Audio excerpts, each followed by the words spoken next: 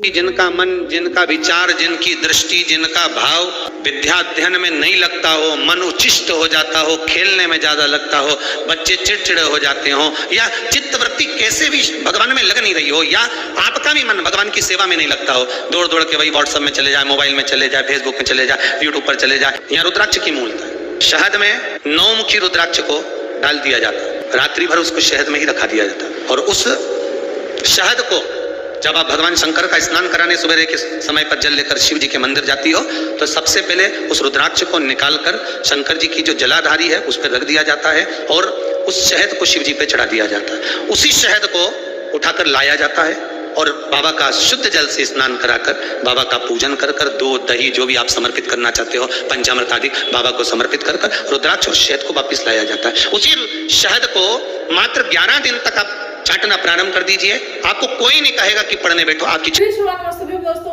हर हर महादेव। कैसे हैं आप? आशा करती हूँ सब ठीक होंगे और सुरक्षित होंगे। दोस्तों, पूज्य गुरुदेव की कथा सुन करके और समझ करके बहुत ही सुंदर सा उपाय लेकर के आई हूँ। जिन बच्चों की पढ़ने में चित्तवृत्ति नहीं लगती हो, या जिन लोगों की किसी भी चीज में एक जगह दिमाग नहीं टिकता हो, कभी भाग के व्हाट्सएप पे चला जाए, कहीं फेसबुक पे चला जाए, कोई भी काम करने में मन ना लगे, कभी सोचते हैं कि मैं रामायण पढ़ूंगी, गीता पढ़ूंगी, लेकिन 1-2 दिन तो पढ़ते हैं, फिर दूसरे तीसरे दिन फिर हट जाता है मन, या बच्चों का मन पढ़ाई में लगता ही नहीं है। कभी सोचते हैं कि ये पढ़ लें, कभी सोचते हैं वो पढ़ लें, लेकिन उनका पढ़ाई में मन लग ही नहीं रहा, कहीं भी चित्त उनका बैठ ही नहीं रहा। तो पूज्य गुरुदेव ने इसका बहुत ही सुंदर और अचूक उपाय बताया है कि मात्र एक 9 मुखी रुद्राक्ष ले लेना है आपको। कितने मुखी ले लेना है? तो दोस्तों 9 मुखी। दोस्तों, मेरे पास 9 मुखी रुद्राक्ष तो नहीं है, लेकिन 5 मुखी रुद्राक्ष है, लेकिन आपको 9 मुखी रुद्राक्ष ही लेना है।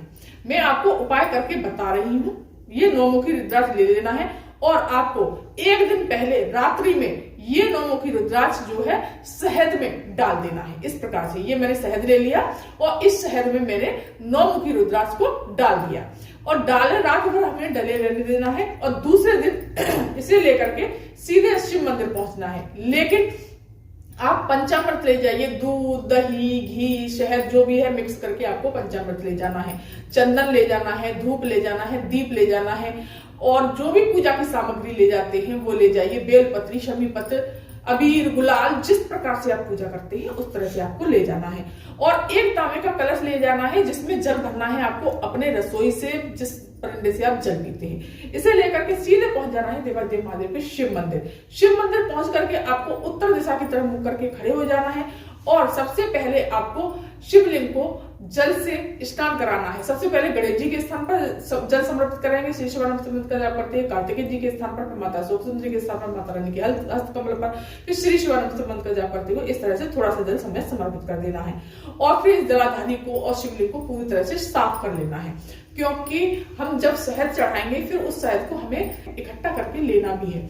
इस तरह से हमें कर देना है। और जो हम कटोरी में रुद्राक्ष लेकर के गए हैं और जो शहद लेकर के गए हैं, उसको रुद्राक्ष को हमें जलाधारी पर रख देना है। जो शहद की लिपटी हुई ये जो रुद्राक्ष है उसे जलाधारी पर रख देना है।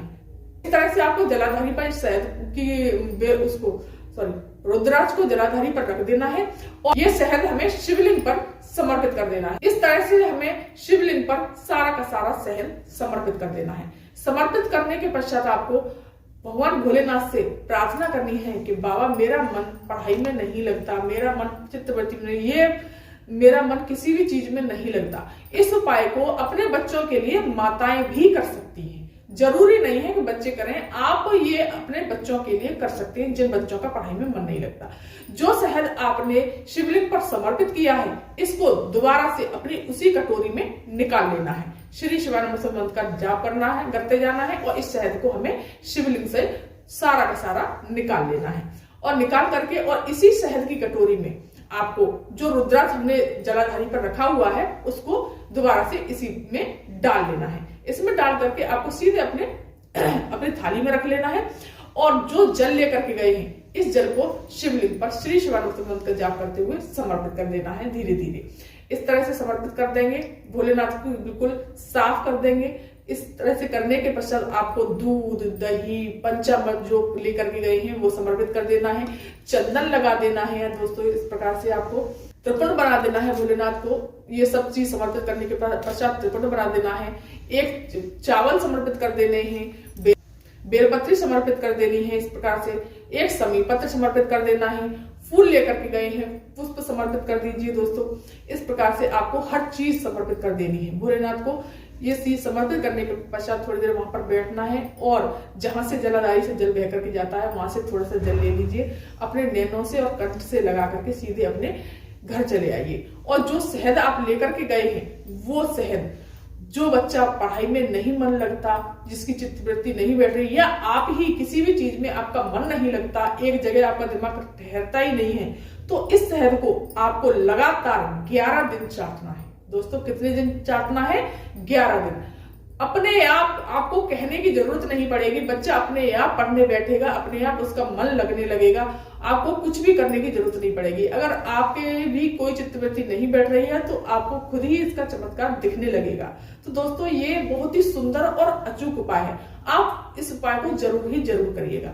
तो दोस्तों ये थी जानकारी आज की। अगर ये जानकारी आपको अच्छी लगी हो तो मेरे चैनल को सब्सक्राइब कीजिए, वीडियो को लाइक कीजिए और कमेंट में श्री शिवानी नमस्तुभ्यम अवश्य लिखिए। धन्यवाद।